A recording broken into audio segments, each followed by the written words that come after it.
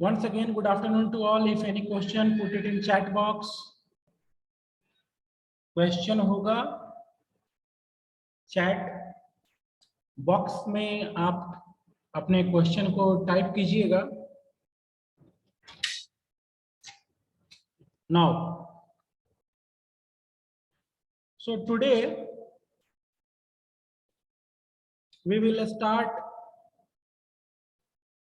a chapter, first chapter of history, that is rise of nationalism in Europe. Is my screen visible?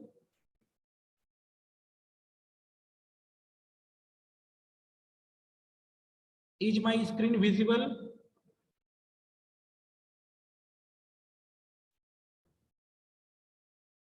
Thank you very much for responses. Rishikesh, Megha और एक और नाम है कुमारी अर्चना. So chapter number 1 of history is the rise of nationalism in Europe. The rise of nationalism in Europe. आप सभी जानते हो कि यूरोप एक कंटिनेंट का नाम है. Europe is a continent. Now rise, rise का हिंदी हुआ उदय, उदय. नेशनलिज्म, राष्ट्रवाद, राष्ट्रवाद.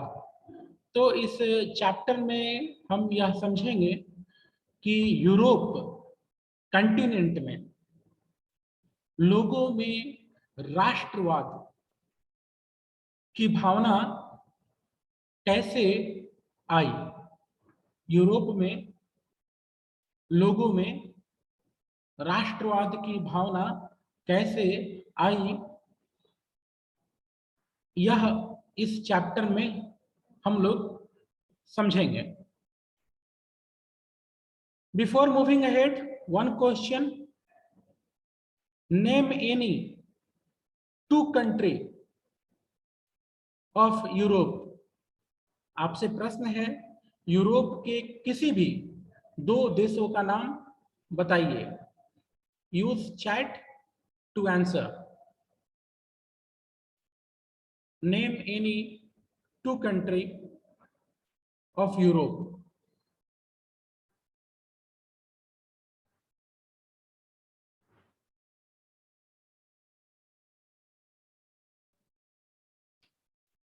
Okay, correct answer.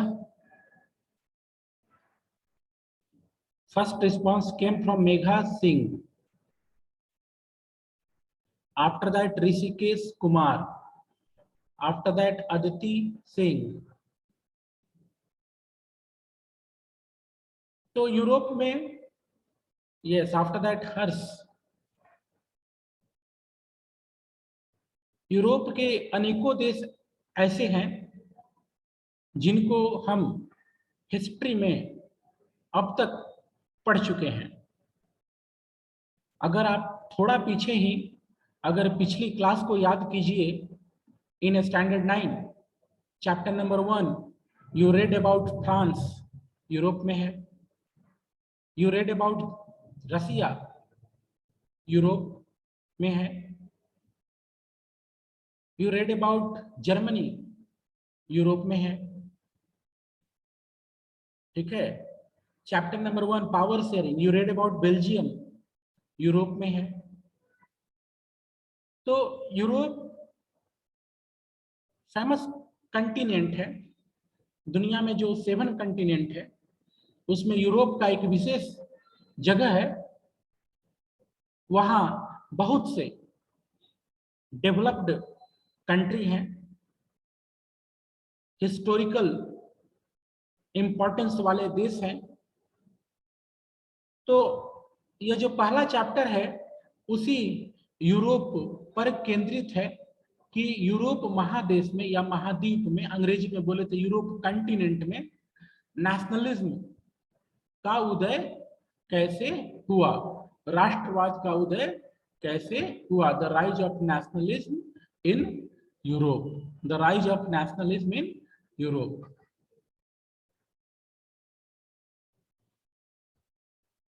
Now let's go in paragraph.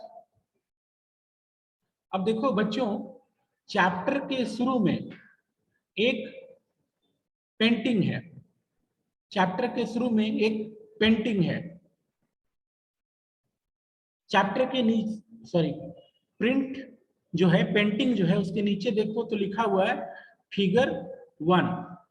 यह पहला फिगर है इस चैप्टर का, पहला ड्राइंग है इस चैप्टर का। इस प्रिंट का नाम है the dream of world wide democratic and social republic. याद रखिएगा, the dream of world wide democratic and social republic. ठीक है, the pact between nation, a print prepared by Frederic Sorrieu, a print prepared by Frederic Sorrieu. यह जो print है Frederick सोरे ने इस प्रिंट को बनाया। Figure 1, the dream of world wide democratic and social Republic. इस प्रिंट को बनाने वाला का नाम है फ्रेडरिक सोरे। आप देखो ये जो प्रिंट है, फोटोग्राफ आप देखो, statue of liberty, statue of liberty. दुनिया के लोग देश के रूप में इकट्ठा है। प्रिंट बनाने वाला 1848 में इस प्रिंट को बना रहा है और प्रिंट में उसने एक सोच दिया है कि दुनिया के लोग देश के रूप में इकट्ठा हों और उनकी पहचान है उसका ध्वज। उनका जो पहचान है वो है उसका उनका ध्वज, नेशनल फ्लैग। अब देखो इसी फोटो में देखो नीचे की ओर, फोटोग्राफ के नीचे की ओर, अगर फोटोग्राफ का निचला हिस्सा बच्चों गौर करके देखोगे तो ये देखो लगता है कि राजा का मुकुट है, यह लग रहा है कि रानी का मुकुट है, राजा और रानी के क्रॉन, मुकुट। तो ये जो नीचे बिखरे पड़े हैं जमीन पर, ये राजतंत्र के प्रतीक चिन्ह है, एब्सोल्यूटिस्ट रूल के प्रतीक है कि एब्सोल्यूटिस्ट रूल है वो बिखरा पड़ा है। क्योंकि फोटोग्राफर जो है, जो पेंटर है, जिसने प्रिंट बनाई है, जैसे भी बोल लो, ये जो पेंटिंग है ये है फ्रेडरिक सोरे का। तो जो प्रिंट है फ्रेडरिक सोरे का, उसमें वे सोच रहे हैं कि दुनिया में डेमोक्रेसी हो। तो डेमोक्रेसी जब होगा तो राजतंत्र नहीं रहेगा। अच्छा, डेमोक्रेसी के साथ वे रिपब्लिक भी देख रहे हैं कि दुनिया में रिपब्लिक हो। तो अगर रिपब्लिक होगा दुनिया में तो राजतंत्र के लिए जगह नहीं होगी। तो राजतंत्र के प्रतीक चिन्ह बिखरे पड़े हैं जमीन पर। और आसमान में देखो, आसमान में जीसस क्राइस्ट, पेंटिंग बनाने वाला क्रिश्चियन बैकग्राउंड का है, तो इसलिए उसने यहाँ क्रिश्चियन गॉड को लेकर के आया, जीसस क्राइस्ट या दूसरे एंजल्स। ठीक है, वे ऊपर आसमान से गेज कर रहे हैं। ये जो नजारा है, ये जो दृश्य है कि दुनिया के लोग झगड़ नहीं रहे हैं, शांति से एक के पीछे एक राष्ट्र के रूप में चल रहे हैं। कोई अमेरिकन है, कोई जर्मन है, कोई फ्रेंच है। तो इस दृश्य को ऊपर से ईश्वर भी देख रहे हैं, उनका एक ब्लेसिंग है, उनका एक आश्चर्य भी है। तो इस तरह से एक सोच फ्रेडरिक सोरे ने इस पेंटिंग में दुनिया के सामने रखा है। एक सोच फ्रेडरिक सोरे ने दुनिया के सामने रखा है। Now moving ahead, in 1848, Frederick सोरे a French artist prepared a series of 4 prints visualizing his dream of a world made up of democratic and social republic. 1848 में फ्रेडरिक सोरे ने जो ये पेंटिंग बनाया, जो ये प्रिंट बनाया, और 4 प्रिंट का एक सीरीज है, 4 प्रिंट है। ये पहला प्रिंट है जो फिगर 1 के रूप में आपके चैप्टर के शुरू में दिया हुआ है, जिसको हम लोगों ने अभी देखा। The first print of the series shows the people of Europe and America, men and women of all ages and social classes, marching in a long train and offering homage to the Statue of Liberty as they pass by it. ठीक है, तो ये जो print है इसमें हम लोगों ने देखा महिला पुरुषों को हर एक उम्र के मार्च करते हुए स्टैच्यू ऑफ लिबर्टी के पास से गुजरते हुए, उसको रिस्पेक्ट देते हुए। As you would recall, artists of the time of the French Revolution personified liberty as female figure. Here you can recognize the torch of enlightenment she bears in one hand and the Charter of Rights of Man in the other, a Statue of Liberty. इसकी चर्चा standard 9 में भी हुई। आप याद करो, बहुत से सिंबल्स आपने फ्रेंच रिवॉल्यूशन में भी पढ़ा, आगे के चैप्टर्स में भी पढ़ा। तो फ्रेंच रिवॉल्यूशन में आपने लिबर्टी देखा। अब इस स्टैच्यू ऑफ लिबर्टी के एक हाथ में टॉर्च है, इनलाइटमेंट का, प्रकाश का प्रतीक, दूसरे में मनुष्यों के अधिकार से संबंधित बातें हैं। On the earth, in the foreground of the image lie the shattered remains of the symbols of absolutist institution. और बच्चों, जैसा कि मैंने शुरू में ही आपको पिक्चर दिखा करके समझाया कि देखो ग्राउंड पे बिखरे पड़े हैं राजतंत्र के प्रतीक चिन्ह, उसी बात को यहां लिखा गया है। In Sore's utopian vision, in Sore's, Frederic Sorrieu, utopian vision, painting में जो सोच दिया गया है फ्रेडरिक सोरे के द्वारा, उसको यूटोपियन विजन बोला गया। न्यू वर्ड्स देखो, उसमें यूटोपियन को एक्सप्लेन किया है। यूटोपियन विजन एक ऐसा सोच जो ग्राउंड पर होता हुआ दिखे नहीं, ठीक है, ग्राउंड पर होता हुआ दिखे नहीं। अब जैसे मान लो मैं आज के रेट में बोलूं कि आदमी चुटकी बजाएगा, आदमी या फिर ताली पीटेगा, आंख मूंदेगा सीधा सूरज पर, तो मैं ऐसा बोल दूं कि ताली बजाते सूरज पर पहुंच जाएगा।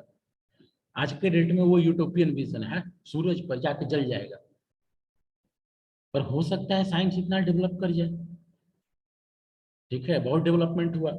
खैर, ये पॉलिटिकल थॉट यहाँ पर है फ्रेडरिक सोरे की, कि दुनिया में रिपब्लिक होगा, राजतंत्र का नामो निशान नहीं रहेगा, लोग इकट्ठे होंगे देश के रूप में। तो ये यूटोपियन विजन क्यों? क्योंकि 1848 में जब ये प्रिंट बनाई गई थी, उस समय दुनिया के बहुत से हिस्सों में राजतंत्र था। दुनिया का एक बड़ा हिस्सा वर्ल्ड पावर के गुलाम थे। हम खुद, we Indians were slave of the Britishers, अगर बोला जाए तो गलत नहीं होगा, हम लोग स्लेव के रूप में थे, ठीक है, हम रूल किए जा रहे थे फॉरेन पावर ब्रिटेन के द्वारा। तो ये सिचुएशन दुनिया में थी, और ऐसे में उसकी ये सोच कि पूरी दुनिया में रिपब्लिक हो, लोग अपने मन की सरकार चुने, लोग अपने मन की, ठीक है, उच्च पद पर आसीन व्यक्ति को चुने। तो ऐसा सोच 1848 में एक यूटोपियन विजन था।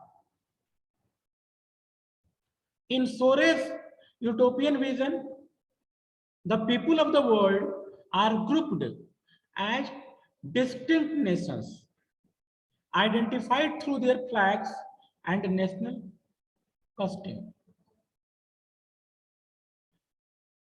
तो ये जो सोरे का इमेज है, प्रिंट है, उसमें मैंने बोला कोई अमेरिकन है, कोई फ्रेंच है, कोई जर्मन है, तो पहचान क्या है उनकी कि अमेरिकन है, जर्मन है या फ्रेंच है या कोई और है? तो पहचान है जो वे ध्वज लिए हुए हैं, फ्लैग, या उनका कॉस्ट्यूम, जो नेशनल कॉस्ट्यूम पहने हुए हैं।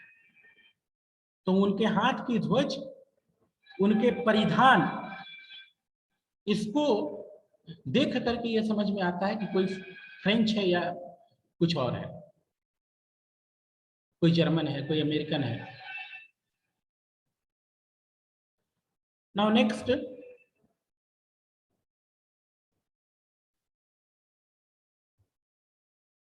Leading the procession, leading the procession, procession वो जो मार्च था, लोग चल रहे हैं एक के पीछे ग्रुप बना करके नेशन के रूप में।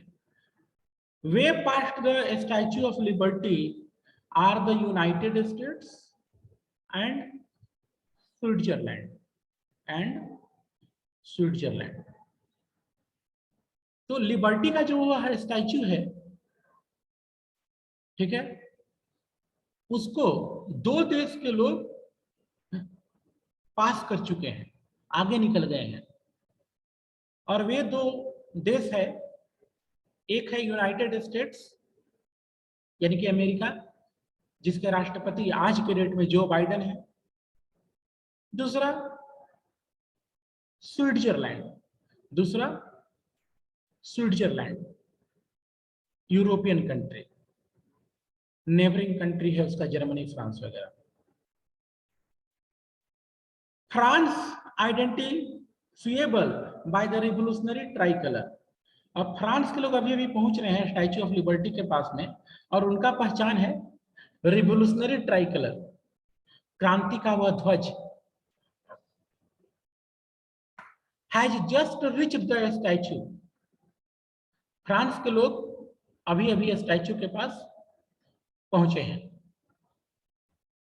She is followed by the people of Germany, she is followed by the people of Germany. France के बाद, फ्रांस के बाद जो वहां पहुंच रहे हैं वे हैं जर्मनी के लोग। फ्रांस के बाद जो वहां पहुंच रहे हैं वे हैं जर्मनी के लोग।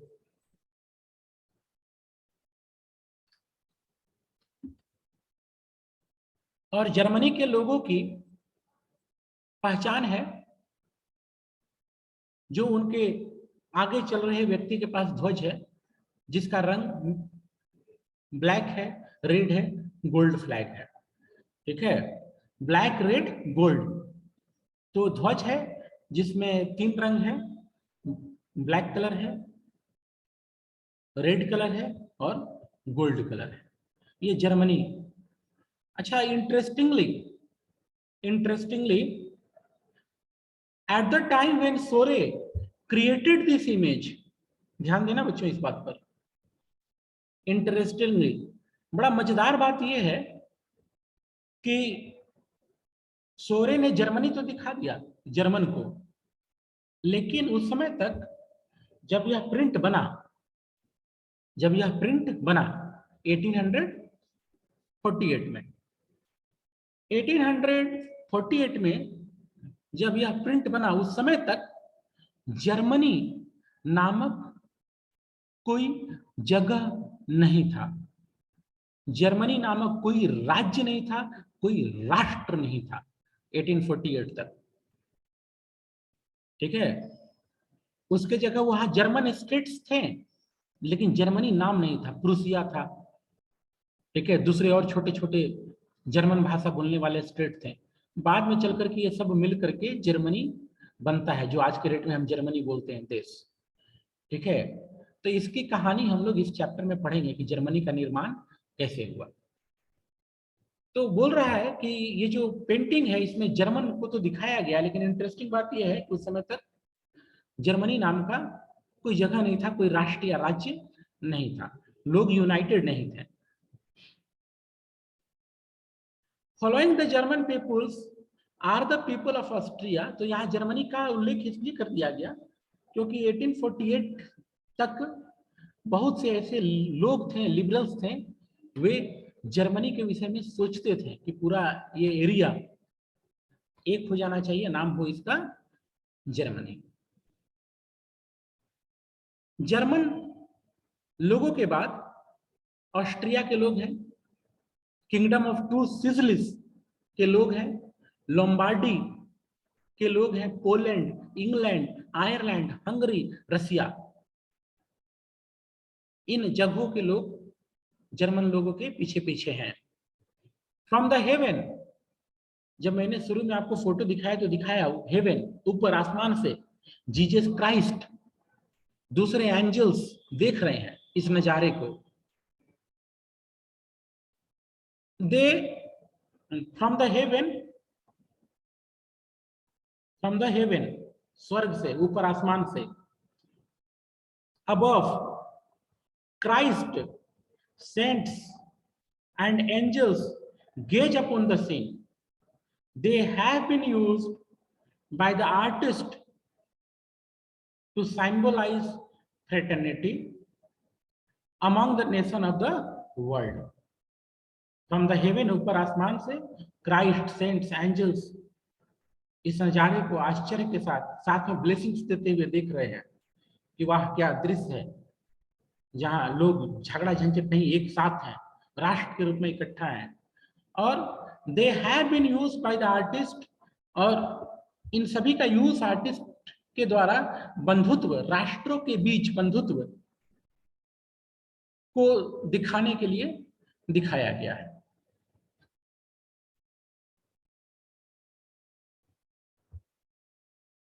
नाउ मूविंग अहेड, आगे बढ़ते हुए,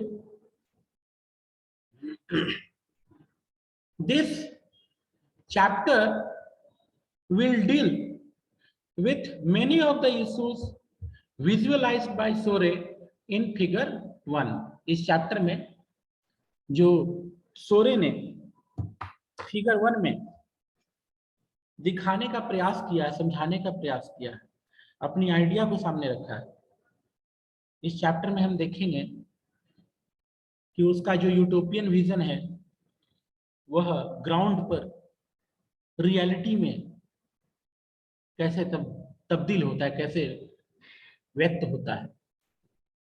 during the 19th century, nationalism emerged as a force which brought about sweeping changes in the political and mental world of the Europe.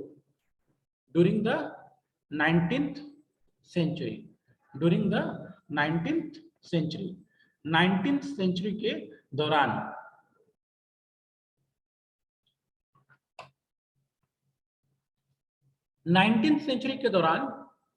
Nationalism एक फोर्स के रूप में इमर्ज हुआ, एक ताकत के रूप में इमर्ज हुआ, और नेशनलिज्म के चलते यूरोप में बहुत से पॉलिटिकल चेंजेस देखने को मिले, लोगों की मेंटेलिटी में चेंज देखने को मिला। The end result of these changes was the emergence of the nation state in place of multinational dynastic empires of Europe. Europe में बड़े बड़े साम्राज्य थे, कुछ छोटे साम्राज्य भी थे, ऐसे बड़े बड़े साम्राज्य। आप याद करो, जर्मनी आपने पढ़ा स्टैंडर्ड 9 में, जर्मनी में वर्ल्ड वॉर के पहले क्या था? राजतंत्र। फ्रांस में रिवॉल्यूशन के पहले राजतंत्र, रसिया में रिवॉल्यूशन के पहले राजतंत्र। और सोचो रसिया कितना बड़ा एरिया था, आज भी है। जर्मनी, हैब्सबर्ग एम्पायर उस एरिया में, यूरोप का एक बड़ा एरिया में। तो यूरोप में बहुत से डायनेस्टिक एम्पायर्स थे, उनके जगह पर हम लोगों ने देखते हैं या आज हम लोग पाते हैं कि नेशन स्टेट है। आज जर्मनी है, फ्रांस है, बेल्जियम है, नीदरलैंड है। The concept and many more sorry, the concept and practices of a modern state in which a centralized power exercised sovereign control over a clearly defined territory had been developing over a long period of time in Europe. The concept and practices of modern state. जो concept है, practice है modern state का, जो आज के date में हम देखते हैं नेशन स्टेट के रूप में, in which centralized power exercised sovereign control, जो centralized power है sovereign control use कर रहा over a clearly defined territory, had been developing over a long period of time in Europe, but a nation state was one in which the majority of its citizens and not only its ruler came to develop a sense of common identity and share history or descent. बच्चों, तो Europe में जहां बड़े बड़े राज्य थी, monarchy थी, kingship थी, हम देखें राष्ट्र का उदय, तो राष्ट्र का उदय में, ठीक है, देश में अधिकतर लोगों के बीच एक कॉमन भावना होती है कि हमारा इतिहास एक है, कुछ और बातें भी एक हैं, रूलर भी उसी से अपने आप को एग्री कराता है, टैली करा रहा होता है, ठीक है। जैसे मेरा, आपका भी शिवाजी गौरव इतिहास हम सभी का, तो शिवाजी गौरव इतिहास हमारे प्रधानमंत्री के लिए भी है, हमारे राष्ट्रपति के लिए भी है। तो जो नेशन स्टेट होता है, राष्ट्र, उसमें कॉमन मैन और रूलर सब लोग एक कॉमन हिस्ट्री से बिलोंगिंगनेस रखते हैं, ठीक है। तो यहाँ शिवाजी की बात की, अनेकों जो इतिहास के पन्ने हमारे साझे हैं, एक हैं हमारे, ठीक है। गौरव के पल हमारे एक हैं, जीत का पल एक है, और कहीं अगर दुख है, कहीं कोई हार की पीड़ा है, कहीं कोई दर्द है इतिहास का, तो हम सभी का भी है। तो नेशन स्टेट में यह चीज देखने को मिलता है। This commonness did not exist from time immemorial. It was forced to struggle through the action of leaders and the common people. ये जो कॉमननेस है, कॉमननेस जो हम देखते हैं कि हमारा उसका कॉमन है, ये स्ट्रगल से आया है, ठीक है। अलग अलग देशों का अलग अलग स्ट्रगल रहा है। कहीं पर लोगों ने राजाओं के विरुद्ध स्ट्रगल किया, कहीं पर लोगों ने विदेशी ताकत के विरुद्ध स्ट्रगल किया। तो स्ट्रगल से आया है, कोई ऐसे नहीं एकदम आदिकाल से। This chapter will look at the diverse process through which nation state and nationalism came into being in 19th century Europe. यह जो चैप्टर है, ठीक है, यह जो चैप्टर है, इसमें यह देखने को मिलेगा, ठीक है, डाइवर्स प्रोसेस से कैसे अलग अलग प्रोसेस, कहीं पर राजा के विरुद्ध संघर्ष हुआ, लोगों ने अपने राजाओं के विरुद्ध संघर्ष किया, फ्रेंच रिवॉल्यूशन, जर्मनी में रशियन रिवॉल्यूशन, कहीं पर लोगों ने विदेशी शासन का संघर्ष किया। हमारा अपना इतिहास भी क्या है, विदेशी ताकत से संघर्ष करके एक होने का, आजादी प्राप्त करने का। तो अलग अलग प्रक्रियाएं रही। इस चैप्टर में हम कुछ प्रक्रियाओं को देखेंगे, कुछ नेशन स्टेट्स के फॉर्मेशन को हम लोग देखेंगे, समझेंगे। अब देखो इस पेज पर जो डू यू नो है, डू यू नो मतलब न्यू वर्ड्स, ठीक है। एक है प्लेबीसाइट, बड़ा इंपॉर्टेंट है, प्लेबीसाइट। प्लेबीसाइट स्क्रीन पर आपके सामने है, एक बार मन में इसको पढ़ लो, फिर मैं इसको एक्सप्लेन करता हूं।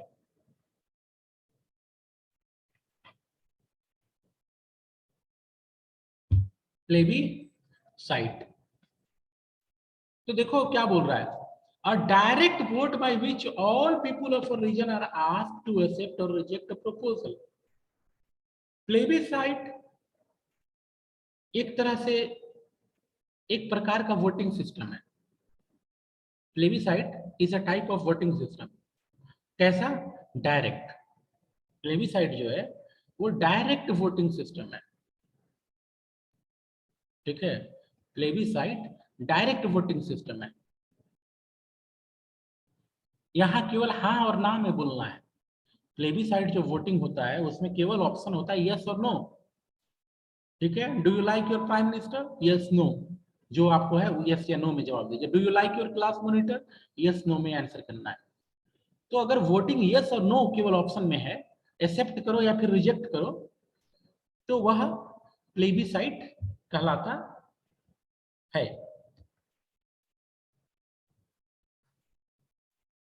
Now next page, page number 5, the French revolution and the idea of nation. The French revolution and the idea of nation. तो इसमें हम लोग देखेंगे बच्चों कि फ्रेंच रिवॉल्यूशन के समय, अब जो अगला हमारा पॉइंट है वो है French revolution and the idea of the nation. First sentence underline कर लो, क्या बोल रहा है? The first clear expression of nationalism came with the French revolution in 1789। जो पहला सेंटेंस है वो बता रहा है the first clear expression of nationalism, जो पहला क्लियर एक्सप्रेशन है नेशनलिज्म का, राष्ट्रवाद का, came with the French revolution in 1789। 1789 का जो फ्रेंच रिवॉल्यूशन है, उस फ्रेंच रिवॉल्यूशन में पहली बार क्लियरली देखा गया लोगों में बात करते हुए मेरा देश, मेरा राष्ट्र, यानी कि नेशनलिज्म की भावना।